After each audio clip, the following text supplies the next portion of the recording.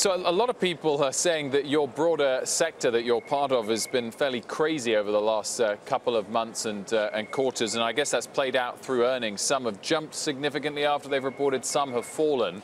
Do you think that's a sort of fair summation of the sector, and what's allowed you to be one of the outperformers?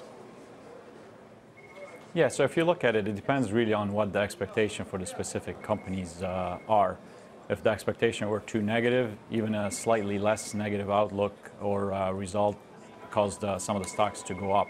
For us specifically, we've outperformed the sectors we are in, specifically in automotive, which has been under a lot of scrutiny lately, given a lot of the news on the unit growth. So we've outgrown that industry by 10x. If you compare unit growth to the Cypress growth at 13%, we're exposed to IoT. We've grown in the IoT market, broad IoT market, less our big customer by about 20%, second half of 18 from second half of 17. And with all of the pressure that you have on the top line, given all the macro and the environment that the semis are in, or worldwide really, we've delivered the earnings that we've committed to, regardless of the top line, by really executing onto our financial model. So that is what you see the result today. Let's talk about that autos number. As you said, I think it's about 30–35% of your earnings. We were talking about the slight slowdown in autos a couple of segments ago. Why have you been able to grow at 10x that pace? So our focus over the last 2 years, we've been really moving the company to focus on the content. So think about it, the more content you have per car, it doesn't really matter if it slows down by 1 or 2 vehicles, you're still going to outdo the single unit cars. We moved away from playing under the hood. There's one engine per car. It doesn't matter what engine it is. If you play in the engine compartment, you have one piece per car. We moved to the body electronics, where there's more and more content per board, and there's more boxes or electronic units within the car. So you take that multiplication factor, then you add to it even a modest SAR growth, and the electronics content that we're providing in that, given our broad exposure of technology, allowed us to outgrow the market, which is the 13% growth, and that's a third of our business, so the top line really followed. How would you characterize, Hassane, your customer behavior and appetite to spend, and how do you see it in different geographies? Sure, I look at it as two phases. There's a short term, and think of the short term, maybe in a few quarters or so, and there's a long term, and those are differently measured. In the short term, there's definitely cautiousness.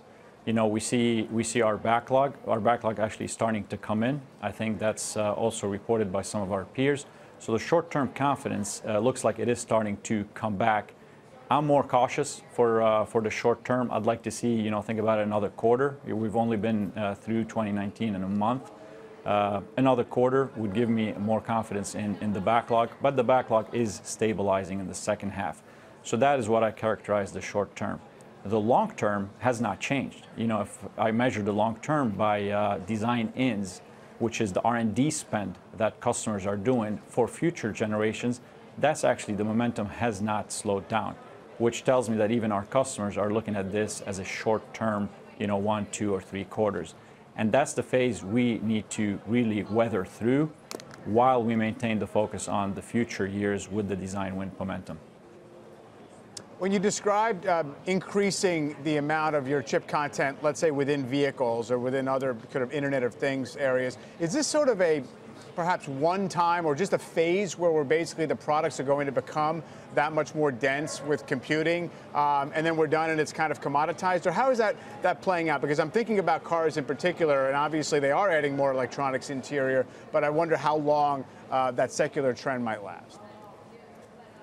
Sure. So for the automotive specifically, we're talking about a multi-decade conversion. Because if you think about it, there's more content in the body, which is the comfort and convenience side of it. What you and I, go to the dealership and pick from, and that customer demand is only increasing. So there's more content, electronics content going in there.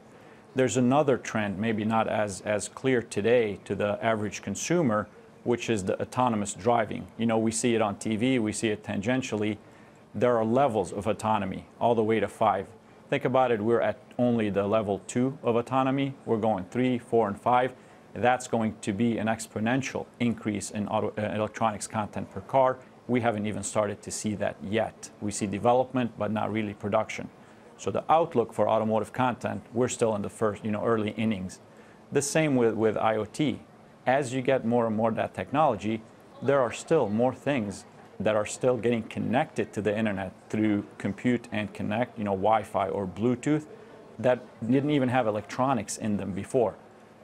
As simple as a water bottle. Now you have a water bottle that tracks your water intake and sends it to your phone app. A bottle's never had content in them as far as electronics. Now they do. That's content that will keep evolving. Take that example to a lot of consumer products that are, call it dumb products today, that are adding smarts to it. We're still in the first early innings of that as well. Coca-Cola has been working on that. Quickly, are you still supplying Apple phones? And if so, how would you characterize demand right now for the iPhone? We do supply Apple in general, not just in the phone. I can't really comment beyond what we've all read as far as what their outlook is. We're obviously monitoring. We work closely with all our customers to make sure they get what they need when they need it. But as far as their projection, I'll leave that to them, and they've made that very public of where they are and where their expectations are.